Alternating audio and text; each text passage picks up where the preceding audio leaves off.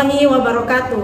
Salam dan bahagia. Bertemu lagi dengan saya Mu'anifah dari SMP Negeri 79 Provinsi DKI Jakarta, calon guru penggerak angkatan 9. Kali ini saya tidak sendiri, saya ditemani oleh rekan saya, Bapak Salmi Fernandes.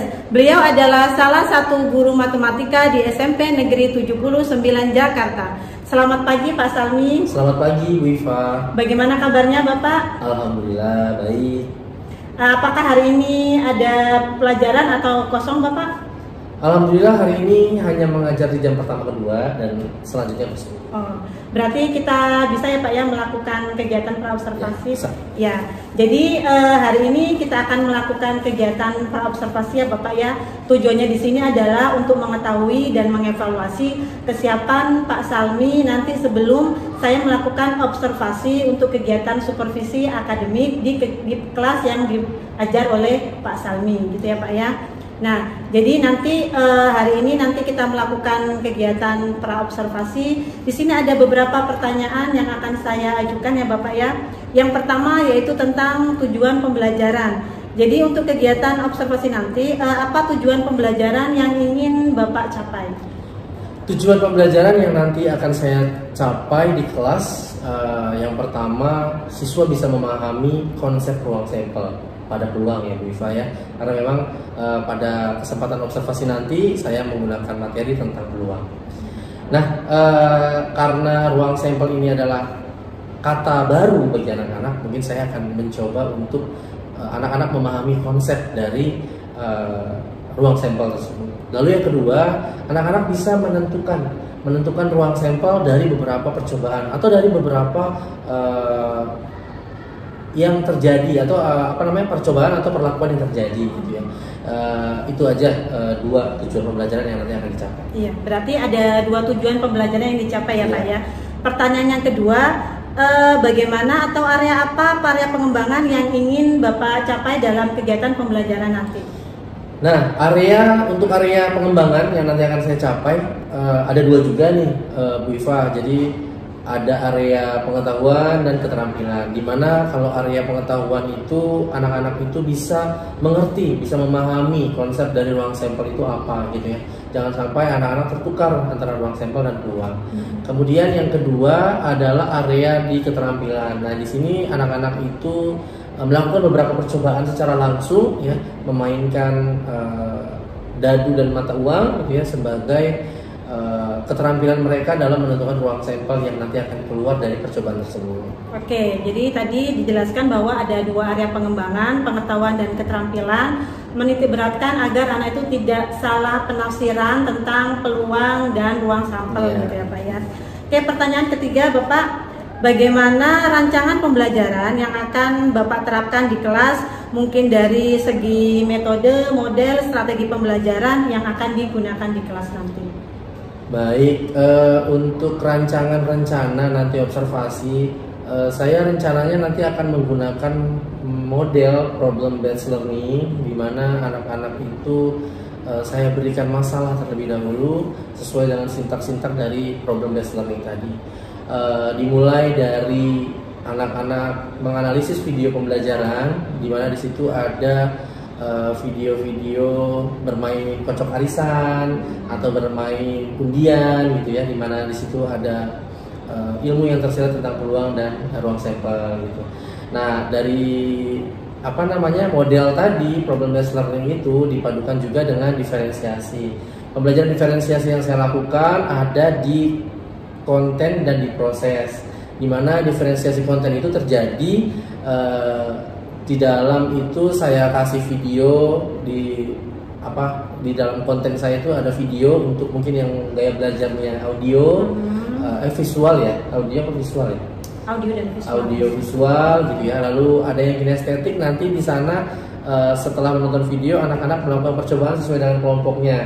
Mereka bermain arisan dan melakukan undian gitu ya, siapa yang dapat itu kinestetiknya. Kemudian diferensiasi proses itu terjadi ketika mereka saya berikan alat peraga berupa mereka sudah dibikin kelompok 3 ya Bu Iva.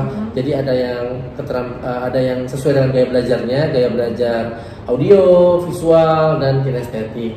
Nah, untuk yang visual, anak-anak itu diberikan lembar kerja, semua diberikan lembar kerja, cuma yang visual ini dibantu oleh video yang sudah saya buat. Bagaimana cara langkah-langkah dalam menyelesaikan lembar kerja yang sudah saya berikan.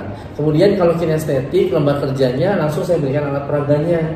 Jadi tanpa bantuan video tapi melalui alat peraga. Sedangkan yang audio itu kita diskusi bersama di dalam kelas. Itu rencananya ingin saya terapkan nanti ketika observasi lalu diselingi dengan KSE-nya.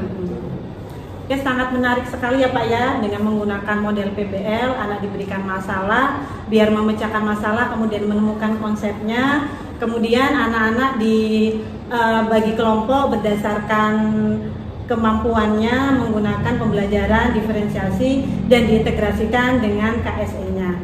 Oke, kemudian pertanyaan berikutnya Pak, bagaimana dengan media pembelajaran yang digunakan nantinya di kelas Pak? Nah, media-media yang saya gunakan pertama pastinya ada Infokus ya.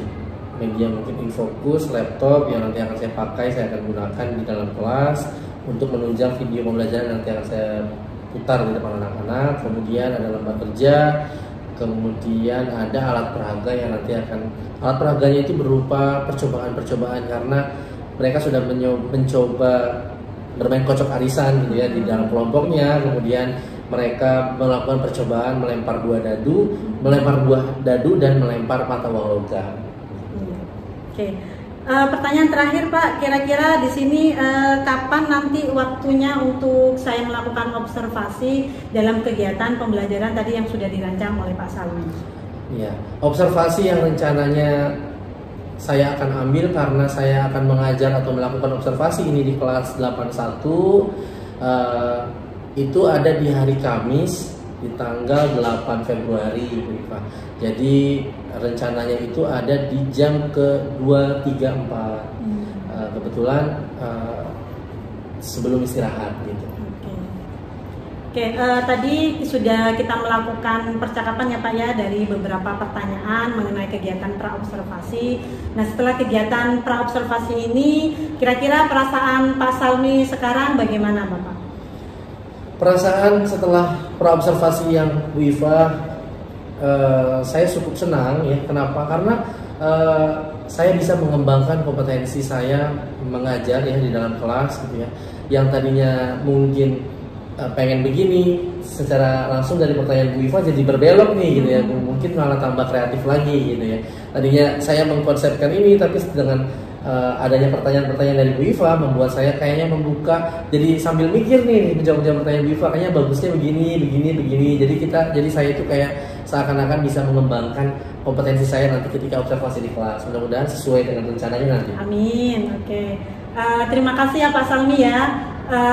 Semoga nanti kegiatan observasi kita di hari Kamis nanti di kelas 81 berjalan dengan baik.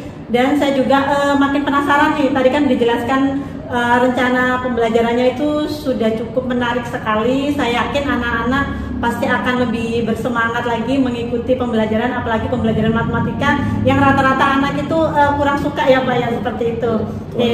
Iya, terima kasih ya Pak ya. Oke.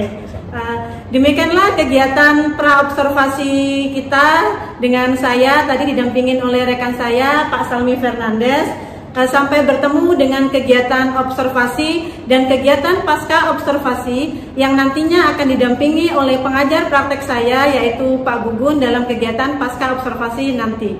Dan saya akhiri, terima kasih. Wassalamualaikum warahmatullahi wabarakatuh. Salam dan bahagia.